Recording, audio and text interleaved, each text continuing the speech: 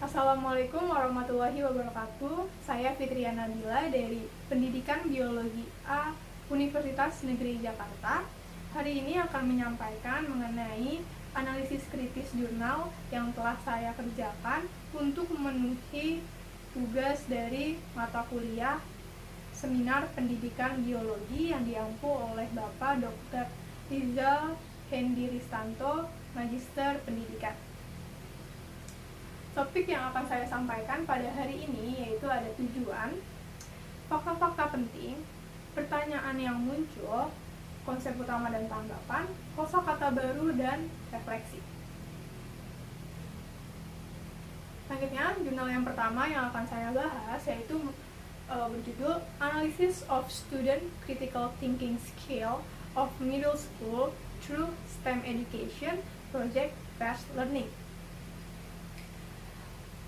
Jurnal ini saya ambil dari Jurnal Pendidikan IPA Indonesia volume 7 nomor 1 pada halaman 54 sampai dengan halaman 65. Jurnal ini milik Ibu Mutakinanti, Bapak Anwari, dan Kumano yang dipublikasi pada tahun 2018. Tujuan dari adanya analisis kritis ini diharapkan mahasiswa mampu mengetahui dan menyelidiki bagaimanakah pengaruh penggunaan pembelajaran STEM melalui project based learning terhadap keterampilan berpikir kritis serta didik. Selanjutnya kita masuk ke fakta-fakta penting. Fakta-fakta penting terdiri dari 4 bab, yaitu ada pendahuluan, metode penelitian, hasil dan pembahasan, dan kesimpulan. Oke, yang pertama kita masuk ke pendahuluan. Di abad ke-21 ini sudah diperkirakan bahwa pekerjaan di bidang atau sektor STEM itu ada sains, teknologi, teknik, dan matematik, itu akan diperkirakan meningkat di dekade mendatang. Oleh karena itu, begitu penting untuk kita mengembangkan pendidikan melalui pembelajaran STEM ini dari sejak dini untuk meningkatkan critical thinking peserta didik. Di abad ke-21 ini, eksperimen ilmiah itu saja tidak cukup untuk meningkatkan critical thinking peserta didik. Namun, kita juga harus meningkatkan keterampilan siswa dalam menerapkan konsep ilmiah untuk mendesain teknologi atau produk dan memecahkan masalah juga diperlukan. Perubahan kehidupan manusia akan terjadi disertai dengan adanya evolusi teknologi. Oleh karena itu, siswa harus siap untuk tantangan ini di masa yang akan mendatang. Lalu, kenapa peneliti memilih model pembelajaran problem based learning?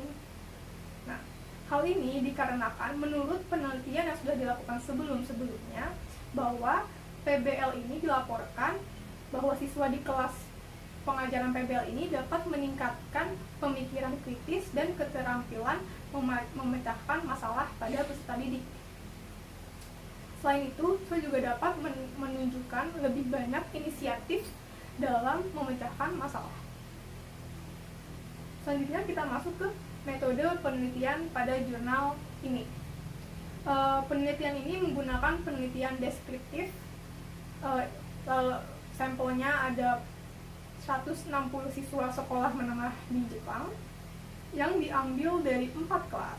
Lalu 4 kelas itu dibagi lagi menjadi 9 kelompok di masing-masing kelas. Instrumen yang digunakan pada penelitian ini yaitu ada lembar kerja dan lembar observasi lembar observasi selama pelajaran. Kemudian datanya itu akan dianalisis menggunakan rubrik berpikir kritis yang dirancang oleh Paul dan Elder. Rubrik dari Paul dan Elder ini bisa dilihat di tabel di sampingnya, yaitu terdiri dari 4 skor. Setelah itu data yang dikumpulkan akan dianalisis menggunakan ANOVA secara berurutan untuk melihat perbedaan pemikiran kritis masing-masing kelas. Selanjutnya, skor dari rubrik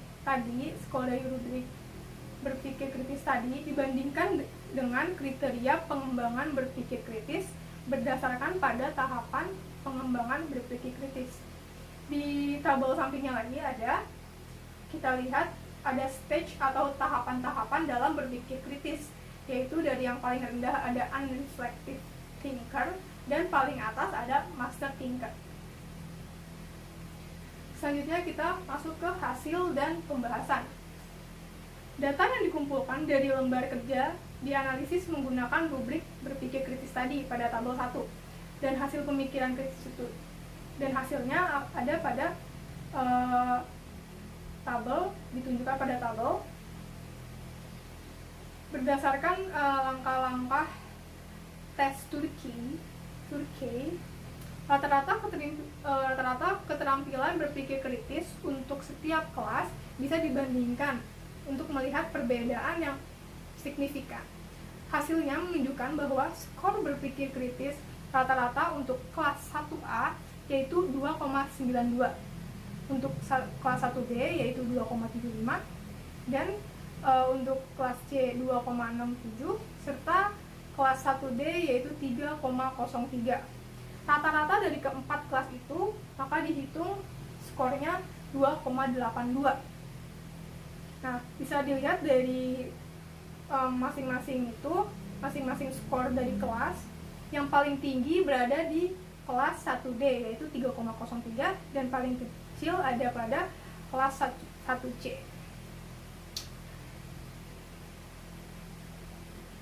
Selanjutnya, perhitungan untuk menentukan ada atau tidaknya perbedaan yang signifikan dapat dilihat pada tabel 6 di bawah ini ya. Menurut perhitungan tes Turki, skor keterampilan berpikir kritis setiap kelas tidak menunjukkan signifikansi yang terlalu berbeda gitu di antara kinerja siswa, karena Q calculate lebih rendah daripada Q critical.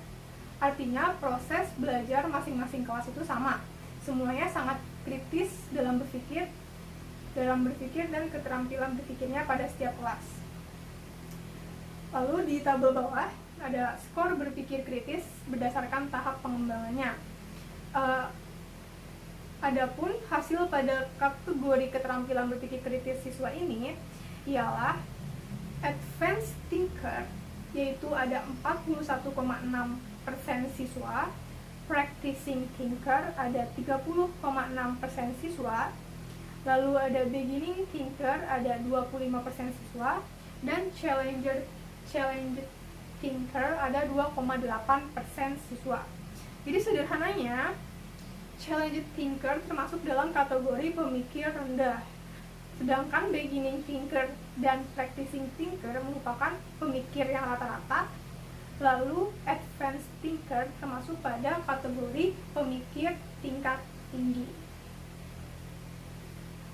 Lalu dilakukan uji tes untuk menentukan adanya perbedaan signifikan antara rata-rata skor pemikiran rendah dan rata-rata skor pemikir tingkat tinggi.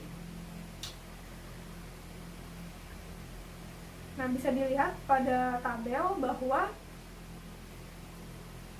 didapati ada perbedaan yang signifikan antara rata-rata pemikir rendah dan rata-rata pemikir rata-rata, yaitu p-value kurang dari 0,05. Jadi secara keseluruhan, pembelajaran STEM melalui PBL ini dapat membedakan antara siswa pemikir rendah, siswa pemikir rata-rata, dan siswa pemikir tingkat tinggi. Selanjutnya adalah kesimpulan ya. Jadi hasil dari penelitian ini menunjukkan rata-rata skor keterampilan berpikir kritis siswa itu adalah 2,82. Dari keseluruhan siswa didapati bahwa rata-rata siswa itu merupakan pemikir yang rata-rata, bukan pemikir rendah dan bukan pemikir yang tingkat tinggi. Nah, pemikir tipe ini merupakan tahap pengembangan berpikir kritis, Mereka memiliki keterampilan yang cukup dalam berpikir, untuk mengkritik dirinya sendiri, dan merencanakan praktik yang sistematis, dan membangun kritik yang realistis terhadap kekuatan pemikiran mereka. Tentu saja ini dapat berkembang dengan adanya niat dari diri sendiri dan bantuan dari lingkungan, guru-guru, dan pergaulan dan lain-lain. Bisa dibimbing dengan pembelajaran yang tepat juga. Selanjutnya kita masuk ke pertanyaan yang muncul. Pertanyaan yang muncul nomor 1 adalah, apakah pembelajaran STEM ini akan efektif juga dalam meningkatkan critical thinking pada siswa di jenjang pendidikannya lebih tinggi. Lalu nomor 2, mengapa menggunakan tes key untuk membandingkan atau melihat adanya perbedaan yang signifikan di setiap kelas. Yang ketiga, apakah pembelajaran STEM dapat dikembangkan secara optimal di Indonesia berkaitan dengan karakteristik peserta didiknya itu sendiri. Lalu, konsep utama dan tanggapan. Jurnal ini membahas bagaimana pentingnya kemampuan berpikir kritis di abad 21 ini bagi peserta didik. Dengan dilakukannya pembelajaran STEM ini melalui PBL dapat membedakan antara tipe peserta didik yang pemikir rendah, pemikir rata-rata, dan pemikir tingkat tinggi. Lalu tanggapan saya menurut jurnal ini yaitu dia mempunyai kelebihan, yaitu peneliti ini mengangkat permasalahan yang memang penting dan krusial bagi kemajuan suatu bangsa. Namun penelitian ini memiliki beberapa keterbatasan, yaitu perlu diperhitungkan juga ketika mempertimbangkan studi dan kontribusi. Seperti yang kita tahu, jurnal ini mengadaptasi random sampling atau distribusi acak, jadi tidak ada pengaturan dalam pembagian kelompoknya. Lalu ada kosakata baru. Kosakata baru ada unreflective thinker, challenged thinker, beginning thinker, practicing thinker, advanced thinker, dan master thinker. Unreflective thinker merupakan peserta didik yang tidak menyadari masalah signifikan dalam pemikirannya. Challenged thinker merupakan peserta didik yang sadar adanya masalah dalam berpikir. Lalu ada beginning thinker, merupakan peserta didik yang mencoba untuk meningkatkan daya pikir mereka, namun tanpa adanya latihan yang teratur. Lalu ada practicing thinker, merupakan peserta didik yang mengakui perlunya latihan teratur untuk meningkatkan daya berpikir mereka. Lalu ada advanced thinker, yaitu peserta didik yang unggul karena mereka selalu berlatih untuk meningkatkan daya pikir mereka. Lalu ada master thinker, merupakan peserta didik yang memang memiliki pemikiran yang sudah terampil dan berwawasan tinggi. Lalu ada refleksi. Setelah menganalisis jurnal ini, saya menjadi lebih tertarik untuk mengembangkan pembelajaran STEM itu sendiri di jenjang pendidikan yang lebih tinggi. Jurnal ini juga dapat membuka wawasan saya mengenai pembelajaran yang efektif dan cocok untuk diterapkan di abad ke-21 ini, dengan maksud agar meningkatkan intelijensi peserta didik serta kualitas pendidikan di Indonesia.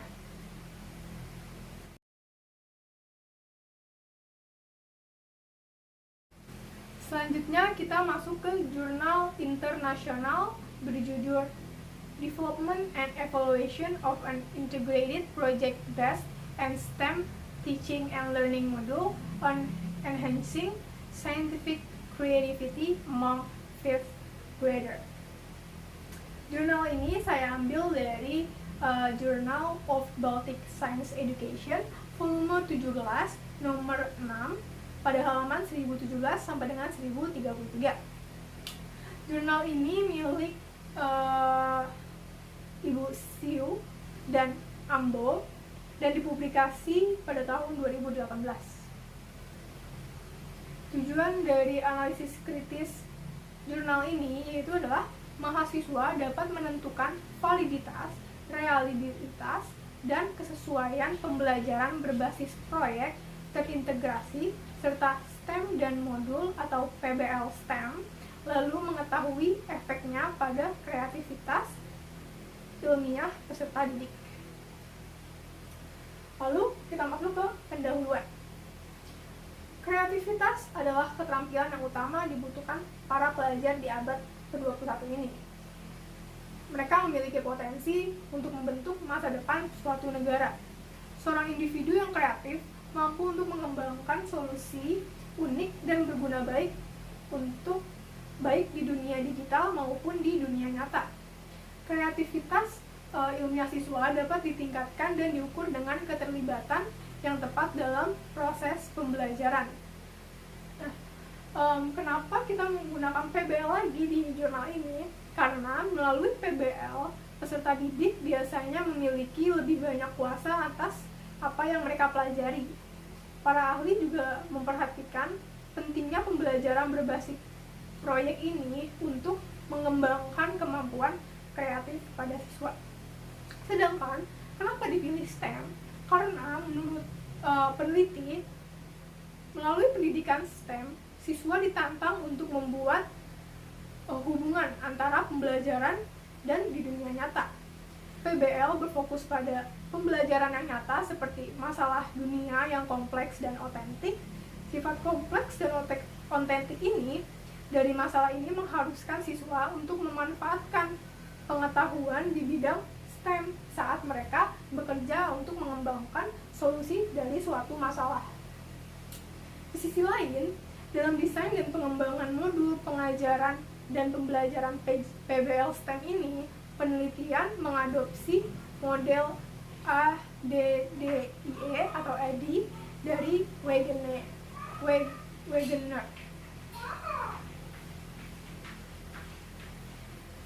Selanjutnya, kita masuk ke metode penelitian pada jurnal ini. Jurnal ini merupakan penelitian deskriptif, melibatkan evaluasi yang bertujuan menilai validitas, reliabilitas, dan kesesuaian modul PBL STEM. Lalu eksperimental semu atau kuasi eksperimental dilakukan untuk menentukan efek dari modul PBL STEM ini pada kreativitas ilmiah peserta didik. Lalu sampelnya pada penelitian ini yaitu adalah 30 siswa kelas 5 dan 7 ahli mata pelajaran. Di sisi lain, sampel dan penelitian eksperimental semu ini terdiri dari 60 siswa kelas 5. Peserta didik dipilih secara acak, lalu ditugaskan ke grup PBL STEM berjumlah 30 sampelnya, dan grup kontrol sebanyak 30 juga. Lalu diuji reliabilitas alpha Cronbach, lalu diuji T berpasangan untuk menunjukkan bahwa kelas yang diajar melalui PBL STEM dan konvensional group ini memiliki perbedaan yang signifikan dalam 5 dimensi sifat kreativitas ilmiah peserta didik melalui pretest dan posttest. Lalu dilakukan uji T independen. Tujuannya untuk membandingkan skor rata-rata pretest dalam 5 dimensi sifat kreativitas ilmiah siswa antara kelompok PBL STEM dan kelompok conventional group. Lalu kita masuk ke hasil dan pembahasan. Seperti yang saya bilang sebelumnya, penelitian ini diuji reliabilitas alpha Cronbach, yaitu pada analisis ini menunjukkan bahwa modul PBL STEM ini dapat diterima melalui uji reliabilitas Cronbach. Bisa dilihat pada tabel 2, menunjukkan nilai alpha Cronbach yang diperoleh yaitu 0,75. Berdasarkan skor yang diperoleh dari 30 siswa dalam kuesioner 10 item itu, sementara kisarannya dalam 0,45 sampai 0,87 bisa dilihat dalam tabel. Akibatnya, nilai-nilai alfa modul PBL STEM ini dianggap memiliki keandalan yang dapat diterima dalam konteks pengukurannya.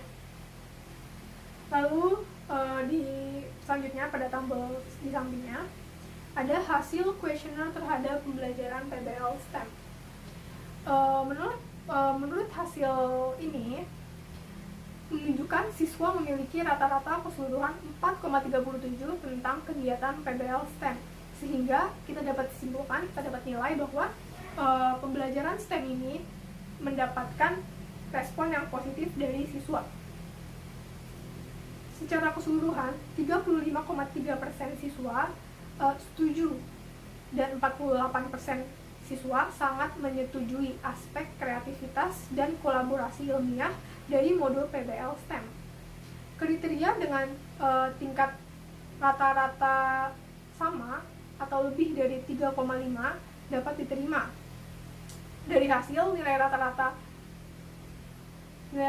mulai dari 4,03 hingga 4,73, mengindikasikan bahwa siswa kelas 5 setuju bahwa model tersebut sesuai untuk menumbuhkan kreativitas ilmiah serta didik.